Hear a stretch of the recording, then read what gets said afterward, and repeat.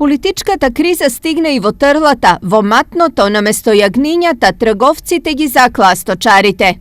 Искористија трговците, значи немаме влада, значи немаме каде да се пожалеме. Значи до лани е било нели како така, значи некако сме ги продавале јагнињата, кога по ниска цена, кога по значи просечно е било, сега како да кажам, значи добро.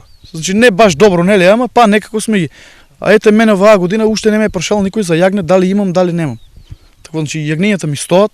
Моментално откупувачите на сточарите им нудат од 100 до 120 денари за килограм живо јагне, цена што нив ги носи директно во бездна. Ово е па ептен смешно, 120. Ептен е смешно.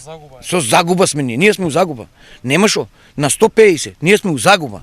Над 150, нагоре 160, 180, да речеме, и до 200 динара. Можеме да испливаме.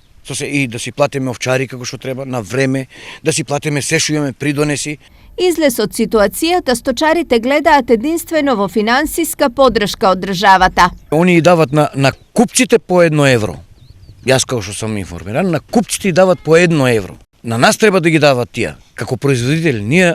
Они са директно од нас го земат и они фактички за 2 дена 3 до 3 имат они трошкови, а ние имаме 5 месеца со они трошок. Доколку ова не се случи и цената за јагнињата остане како што е сега, сточарите најавуваат дека за секогаш ќе кренат раце од сточарството. Според нас најдобро решение е, по моје мислам, да ги продаеме сите.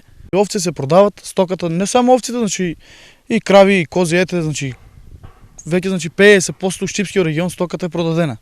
Инаку сточарите од регионот поминаа лошо и за Божик, зашто интересот за македонското јагне од европските земји беше помал од кога и да е.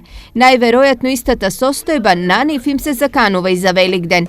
Ова е уште една од низата лоши години за сточарите во регионот. Крајниот резултат е намалување на бројот на грла овци за 20% за 5 години. Во 2011-та во регионов се одгледувале 157.580 овци, додека лани нивниот број бил 126.363.